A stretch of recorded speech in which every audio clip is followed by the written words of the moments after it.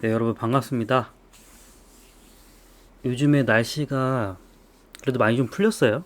아직도 뭐 점심에는 매우 더운데 요즘 습도도 많이 가라앉고 그래도 좀 살만한 것 같습니다. 여태까지 최근 한두 달 동안은 너무 힘들어가지고 근데 좀 요즘 보면은 그래도 이제 추석도 다가오고 날씨가 좀 많이 풀리긴 했는데 내년 여름이 두렵네요. 얼마나 더 더울지. 예. 아무튼 좀 다시 또 찾아뵙게 돼서 반갑고요. 간단하게 인사 한번 드렸고 이제 바로 이야기를 시작을 해 보도록 하겠습니다. 오늘 주제는요. 우리가 비트코인을 갖고 어떤 기회를 창출할 수 있을까? 거기에 대해서 한번 이야기 다뤄보는 컨텐츠를 한번 만들었거든요. 보통은 이제 우리 말고 크립토라는 에리아 밖에 있는 분들은 이 비트코인을 투자하기엔 이미 늦었다 이런 생각을 되게 많이 하잖아요. 물론 이제 그들도 뭐 뉴스나 매스컴을 보면은 비트코인이 10억 간다, 100억도 갈 수 있다. 뭐 장기적으로 봤었을 때 이런 이야기들이 많이 이제 다루어지기 때문에 아직도 기회가 있다라는 것을 직관적으로는 인지를 할 텐데 섣불리 이제 투자를 시작하기가 좀 어렵죠. 그래서 오늘은 그러면 과연 비트코인을 갖고 우리가 이것을 과연 어떤 기회로 볼 수 있을까? 어떤 방면으로 우리가 새로운 기회를 선취하고 선점할 수 있을까? 그것을 지금 첫 번째 화면을 보다시피 비트코인은 이미 ETF의 상품에 이미 도달을 했습니다. 이 ETF를 도달하기 위해서 굉장히 많은 시행착오와 시간과 그런 노력들이 들여졌었는데 드디어 한 몇 개월 전에 ETF가 비트코인 ETF가 탄생을 했죠. 그래서 이제 이게 지금 보시는 바와 같이 우리가 흔히 알고 있는 블랙락뿐만이 아니라 뭐 반에크라든지 뭐 피델리티라든지 뭐 아크도 잘 알고 계시죠? 여기도 있고요. 발키리, 뭐 인베스코, 프랭클린, 뭐 비트코인까지 뭐 여러 비트코인 지금 ETF를 상품을 운영하는 그런 이제 자산 운용사들이 굉장히 많습니다. 이게 저번 사이클에서는 상상도 못할 일들이 이번 사이클에서 벌어지고 있어요. 물론 여러분들은 시장이 지금 굉장히 속도가 저하되어 있고 많이 짓눌려 있어서 힘드시겠지만 분명히 우리는 지금 비트코인 ETF라는 시대에 살고 있습니다. 이건 부정할 수가 없는 사실이에요. 그래서 비트코인이 이제야 제대로 된 주인을 만났다 저는 그렇게 생각을 하고 있거든요. 이 말이 무엇이냐면은 일단 비트코인을 갖고 있는 주체들, 뭐 그게 기관이 됐든 개인이 됐든 봤었을 때 일단 첫 번째가 사토시 나카모토 이제 이 비트코인을 만든 사람이죠. 이 사람을 필두로 해서 바이낸스 익스체인지 여기 거래소입니다. 그다음 블랙락은 자산운용사고 그레이스케일도 자산운용사고 마이크로 스트라티지도 이제 기업이고 여기서도 비트코인을 굉장히 많이 갖고 있고 지금도 이제 때가 될 때마다 이제 소위 말하는 저점 매수라 그러죠. DCA를 계속 하면서 저점 매수를 쭉 해오고 있는 유명한 기업이 불굴의 기업입니다. 그다음 비트파이넥스는 거래소고 여기는 기관이라기보다 이제 하나의 국가 단위인데 미국도 비트코인을 이 정도 갖고 있다고 해요. 제가 알기로는 이렇게 많이 갖고 있는 이유가 뭐 FBI라든지 이런 수사에서 적발된 그런 이제 비트코인들 있잖아요. 압수하게 된 비트코인들. 아마 그런 것도 합산해가지고 저렇게 지금 7위에 올라가 있는 게 아닌가 생각하고요. 중국도 비트코인을 배척하잖아요. 비트코인을 배척했다가 또 어쩔 때는 비트코인에 대한 정책을 완화했다가 이런 식으로 바꿔가면서 자신들의 스탠스를 바꿔가면서 이제 어떻게 보면은 개미 투자자들을 죽이는 그런 전략이라고 볼 수 있죠. 그들이 뭐 의도하든 의도하지 않았든 어쨌든 파리에 입성이 되어 있고요. 뒤에는 뭐 피델리티, 뭐 블록원, 그다음에 뭐 마지막에 이제 로빈후드까지 뭐 우리가 모르는 곳은 없어요. 다 거래소, 기관, 국가 단위입니다. 그래서 이들이 개인보다는 당연히 비트코인을 더 많이 갖고 있고 마음만 먹으면 더 많이 추매를 할 수 있는 그런 힘과 시간과 권력 이런 것들을 갖고 있는 단체들이잖아요. 비트코인은 기본적으로 개인보다는 기관이 운영하는 것이 매우 매우 적합하다고 봐요. 우리가 흔히 알고 있는 비트코인이라는 것은 무엇입니까? 자유의 상징이고 기존의 엘리트가 운영해오던 머니 시스템을 반하는 시스템이 원래 비트코인 네트워크 시스템이잖아요. 근데 굉장히 아이러니하게도 비트코인은 기관이 운영을 해야지 우리 모두에게 이롭습니다. 그게 비트코인의 성격에 가장 또 어울려요. 충돌이 일어나죠. 지금 제가 하는 말에. 이 말이 뭐냐면 비트코인은 원래 오픈소스에다가 이 모든 장부를 트래킹할 수가 있어요. 그게 이제 블록체인의 장점이잖아요. 다시 말해서 투명성이 보장이 된다라는 겁니다. 기관들이 돈을 운영을 할 때요, 이 투명성이 보장이 되면은 우리 모두에게 그 신뢰를 얻을 수가 있고 우리도 그 신뢰를 줄 수가 있어요. 제가 보기에는 기존의 종이 머니보다 이제 그 페드라든지 국가에서 운영하는 돈의 형태보다 우리 모두가 다 참여할 수 있고 알 수 있는 비트코인이 기관의 손에 쥐어졌을 때 오히려 이 생태계가 더 살아날 수 있고 더 크게 사업이 확장될 수 있다. 그래서 비트코인을 전 세계에 알릴 수 있는 방법은 기관이나 국가 단위로 운영하는 것이다. 그것이 비트코인한테 아주 가장 적합한 운명이고요.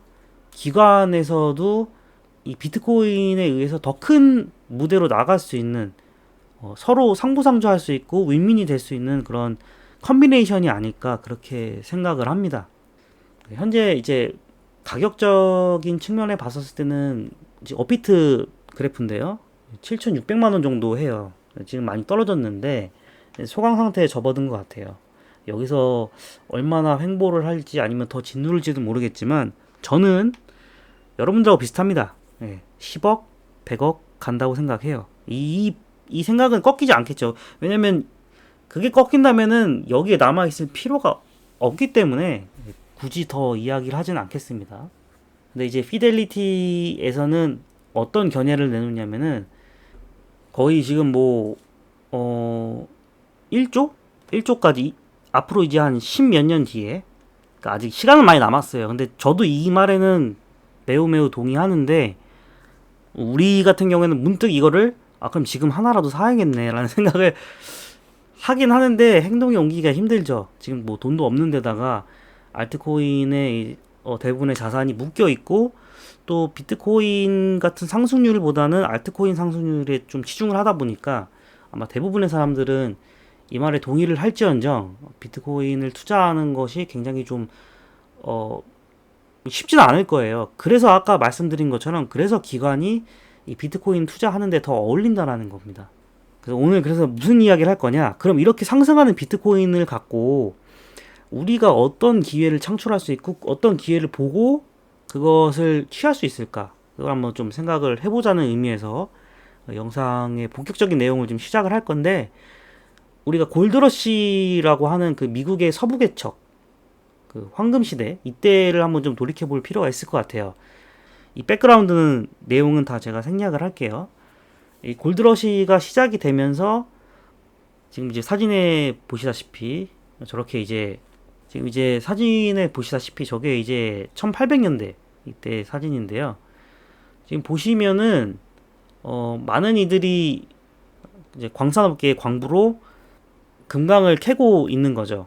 이런 부분에서 이제 이들이 과연 돈을 많이 벌었을까 그런 생각을 많이 하잖아요. 마치 이게 뭐냐면 지금 비트코인이 그래픽 카드를 통해서 이제 채굴을 하는 거죠. 이게 불과 이제 한 10년 전만 해도 개인이 비트코인을 채굴할 수가 있었잖아요. 지금은 이제 컴퓨팅 파워가 더 많이 필요한 때다 보니까 아마 수익률이 좋지가 못할 텐데 이때는 그래도 개인까지는 좀 가능했었습니다. 근데 이때 그래서 그러면은 골드러시 시대 때도 이들이 과연 돈을 많이 벌었을까? 저는 그렇지 않다고 보거든요. 결과론적으로도 그렇습니다. 왜냐면 노동 이제 수요와 공급의 법칙에서도 임금이 많이 딸렸을 거고 이런 것보다는 우리가 이제 알고 있는 리바이스 이런 청바지 업체들 이런 업체들이 이들에게 이제 장비를 부여하는 거죠. 청바지라든지 데님 셔츠 같은 거 그리고 그 외에도 또 뭐가 있을까요? 뭐 곡괭이나 이런 이제 금강을 캘 수 있는 전문 그 장비 업체들, 이런 데가 확실히 돈을 더 많이 벌었다. 저는 좀 상기를 시켜드리고 싶어요. 그래서 실제로 기회가 창출이 됐을 때는 기타 뭐 숙박업체 돈 굉장히 많이 벌었다고 해요. 그 골드러시 때, 또 아니면 의류, 여기에서도 이제 떼돈을 벌었죠. 가장 큰 수혜자이자 가장 큰 위너예요. 골드러시 당시에 리바이스라는 그 청바지 의류 업체가. 그 다음에 이제 뭐 기타 하도 업체들, 예를 들면은 이제 금강을 캐려면 뭐가 있어야 됩니까? 뭐 마차가 있어야 되죠. 뭐 뭘 실어 날아야 되니까. 그 다음에 곡괭이가 있어야 되고, 뭐 기타 툴들이 있어야 돼요. 그 장비들을 배급해주는 뭐 무역업체라든지, 기타는 또 뭐가 있을까요? 이제 그것을 또 만들어내는 원재료, 이런 사업들이 더 큰 수혜를 얻는다는 거예요. 그 금 자체보다, 그리고 그 금을 따라가려고 하는 사람들보다. 이거를 봤었을 때 과연 비트코인 그 자체만을 따라가는 것이 올바른 길인가라는 겁니다. 그래서 그 당시에 이제 1800년대 이제 사진에 나오는 살룬이라는 건데, 여기가 이제 뭐 헤어 살룬 이렇게 보면은 뭐 머리만 하는 곳이 아니라, 이때 당시에는 뭐 주류도 팔고요, 뭐 미용도 할 수 있고 숙박도 하고 뭐 여러 가지 사업을 했다고 해요. 이게 뭐 엔터테이닝 같은 호텔 느낌이 나는 거라고 보시면 될 것 같아요. 그래서 이런 데가 그때 골드러시 당시에 돈을 거의 쓸어 담았다고 합니다. 그래서 가장 큰 수혜자가 사실은 그 금 자체, 비트코인 자체가 아니라 비트코인 그 주변의 어떤 그 비즈니스 사업들이 더 큰 돈을 벌 수 있었다는 거죠. ETF를 다루는 기관이나 비트코인을 많이 갖고 그것을 또 새로운 경제를 창조하는 국가 단위의 오늘날 그런 모습하고 좀 비슷하지 않나, 그렇게 생각이 됩니다. 얼마나 큰 시장성을 갖고 있냐, 비트코인을 봤었을 때는 지금 우리 인구가 거의 한 80억 가까이 된다고 하네요. 근데 비트코인은 2100만 개가 있다는 거죠. 그러면은 여러분들이 한번 상상을 해보세요. 2100만 개가 있어요. 여러분들 금이요, 이제 골드러시 이야기를 했는데, 금이라고 하는 게 중국이랑 인도에서 인기가 굉장히 많습니다. 근데 인도랑 중국에서 항상 자산을 볼 때 이런 금을 많이 갖고 있거든요. 근데 이제 세대가 많이 달라지잖아요. 비트코인이 2008년도에 나왔는데 제 자식들, 아들, 딸들은 비트코인보다 나이가 어려요. 근데 그 사람들이 앞으로 이제 금을 많이 갖고 싶어 할까요? 비트코인을 갖고 싶어 할까요? 당연히 비트코인이겠죠. 물론 그때까지 비트코인이 있다면, 그 자산이 존재한다면. 인도랑 중국, 이들이 금이 아니라 비트코인을 자산으로 바라보기 시작했을 때, 금과 같이 자산을 정말 바라보기 시작했었을 때는 비트코인 가격이 어마어마해지겠죠. 그래서 이제 비트코인이 우리 삶 깊숙이 잠식이 되었을 때, 금을 바라보던 오늘날처럼 미래에 인도하고 중국이 금을 바라보는 것처럼 비트코인을 바라보거나, 내지는 비트코인을 금보다 더 중요시 여기는 그런 시대가 되었을 때, 그때 비트코인 자산에 가장 큰 수혜를 입을 수 있는 비즈니스가 뭐가 있을까? 그 기회가 뭐가 있을까? 지금 이 시점에 한번 생각을 다시 해보자는 거죠. 뭐 여러 가지가 있을 것 같습니다. 예를 들면은 뭐 최근에 좀 많이 핫하더라고요. 이거는 요즘 스택스보다 아시는 분들도 많겠지만, 이제 바빌론이라고 해서 이 금을, 비트코인을 스테이킹하는 그런 서비스를 내놓겠다는 거예요. 그 다음에 알렉스 같은 경우에도 비트코인을 가지고 금융산업에 뛰어들려고 하고 있습니다. 스택스도 마찬가지예요. 스택스도 어떤 덱을 만든다든지 비트코인 전문적인 프로젝트들이 나타나고 있어요. 이거는 좀 오래된 얘기인데, 라이트코인 같은 경우에도 비트코인 레이어 2에 속하고 있고요. 저는 지금도 사실 라이트코인 좋게 봅니다. 왜냐면 어차피 사람들 다 주목 안 하잖아요. 이런 라이트코인은 너무 오래된 기술이기도 하고요. 뭐 크게 성공할 수 있는 종목 중에 하나라고 보거든요. 뭐 라이트코인도 있다.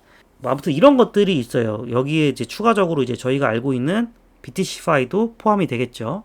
그래서 어떤 게 기회냐, 여러분들에게 맡기도록 하겠습니다. 이번에 바이프로스트가 집중하고 있는 선택과 집중을 굉장히 전 잘했다고 생각을 하는데, 이 BTCFI가 이미 시장에는 등장을 했어요. 물론 명확하게 얘기하면 아직 완성이 된 것은 아니지만 디파이 시스템이 일단은 명목상 생겨났고요.